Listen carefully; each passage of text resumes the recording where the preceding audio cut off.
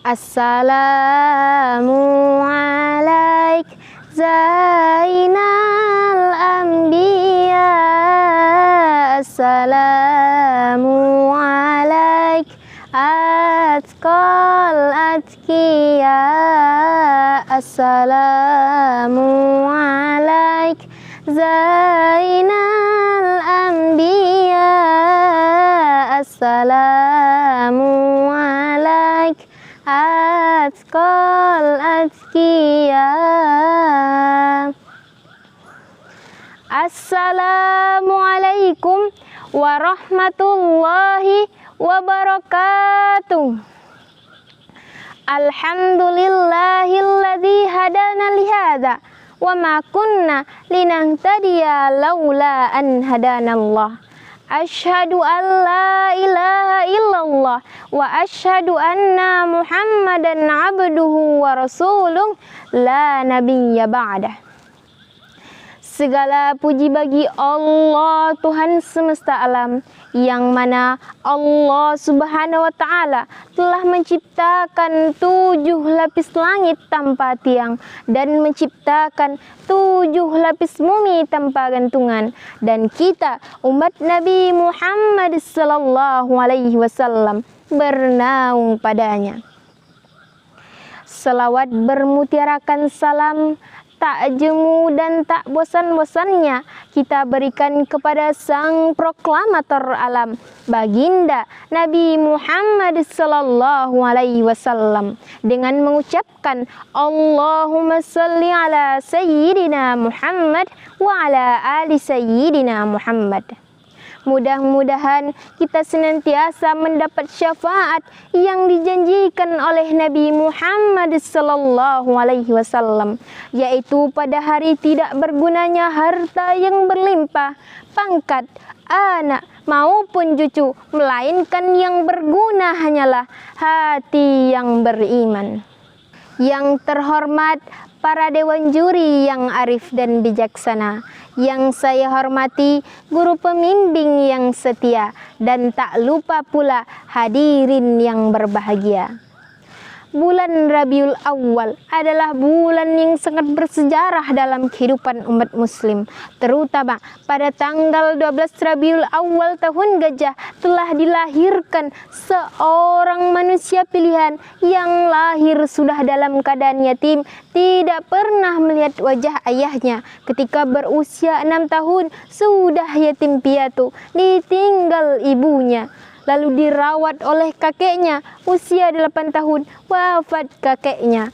Diusir dari kampung halamannya, dihina, dicaci maki, diperangi. Tapi alhamdulillah dalam keadaan tekanan yang seperti itu, beliau berhasil menjadi pemimpin.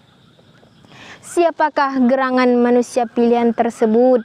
Tak lain adalah baginda junjungan kita Nabi Muhammad sallallahu alaihi wasallam.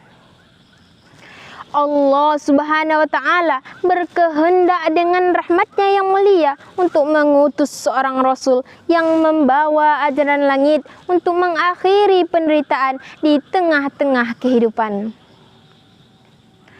Hadirin rahimakumullah, Rasulullah itu sangat mencintai umatnya. Ketika nyawanya akan dicabut, beliau malah menanyakan bagaimana nasib umatnya. Beliau tak cemas akan dirinya, tapi yang dicemaskannya adalah umatnya.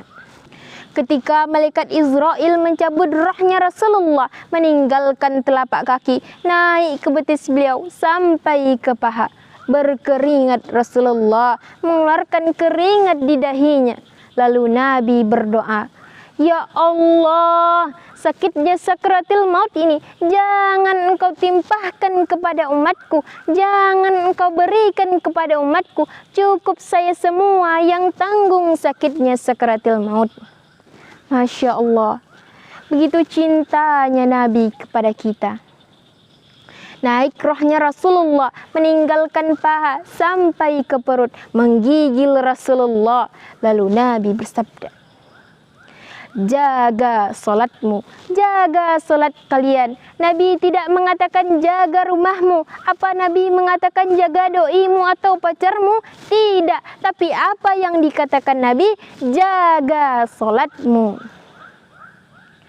Naik ke tenggorokan, jaga wasiat Nabi yang kedua, yaitu jaga perempuan di antara kalian. Jaga istrimu, jaga anak gadismu. Begitu di penghujung bibirnya, yang terakhir apa kata Nabi? Ada yang tahu? Apa beliau sebut istrinya? Tidak. Apa beliau sebut anaknya? Tidak. Apa beliau sebut cucunya? Tidak juga. Tapi siapa yang disebut Nabi? Ummati, ummati, ummati. Umatku, umatku, umatku. Kita semua. Begitu cintanya Nabi kepada kita, begitu sayangnya Nabi kepada kita, hingga akhir hidupnya pun beliau masih menyebut kita.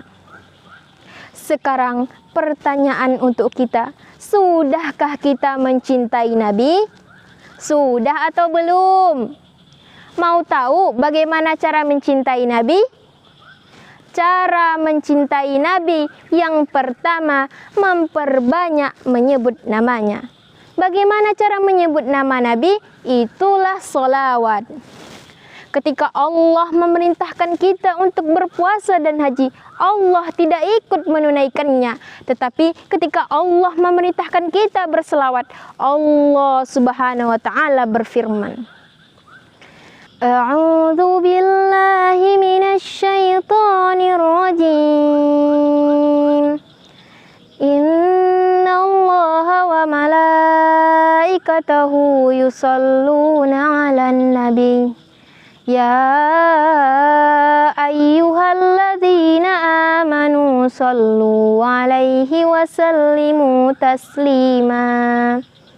Artinya, sesungguhnya Allah dan para malaikatnya berselawat untuk Nabi. Wahai orang-orang yang beriman, berselawatlah kamu untuk Nabi dan ucapkanlah salam dengan penuh penghormatan kepadanya. Quran Surah Al-Ahzab ayat 56. Maka dari itu, marilah kita bersama-sama selawat. Sallallahu ala Muhammad, sallallahu alaihi wasallam, sallallahu ala Muhammad, sallallahu alaihi wasallam. Yang kedua, melaksanakan sunnah-sunnahnya. Contohnya, melaksanakan sholat sunnah, menjaga wudhu, dan bersedekah. Jika berat, laksanakan yang mudah-mudah saja dulu, seperti makan dan minum menggunakan tangan kanan. Jangan sambil berdiri, karena apa? Makan dan minum sambil berdiri adalah makan dan minum bersama dengan syaitan. Yang ketiga, memelihara amanah warisannya. Apa warisannya Nabi? Istanakah atau kantor DPR? Bukan, warisannya Nabi adalah para ulama. Maka cintai guru-guru kita, cintai para ulama, memuliakan guru. Selain dengan memuliakan fisiknya, yang lebih penting adalah mengamalkan ilmunya. Yang keempat, mengikuti pola Nabi dalam menghadapi masalah. Teman-teman semua pernah punya masalah enggak? Tentu pernah, bahkan sering. Betul apa betul? Nabi ketika ada masalah, beliau menghadap kepada Allah, berdoa kepada Allah. Maka kalau kita cinta kepada Nabi, begitu ada masalah, berdoa. Hadirin rahimakumullah. Jadi yang menjadi suri tauladan kita itu Nabi Muhammad sallallahu alaihi wasallam, bukan kakak Iqbal Ramadan. Yang menjadi panutan kita itu Nabi Muhammad sallallahu alaihi wasallam, bukan Abang Saipul Jamil. Yang menjadi idola kita itu siapa? Nabi Muhammad sallallahu alaihi wasallam, bukan apa-apa Korea.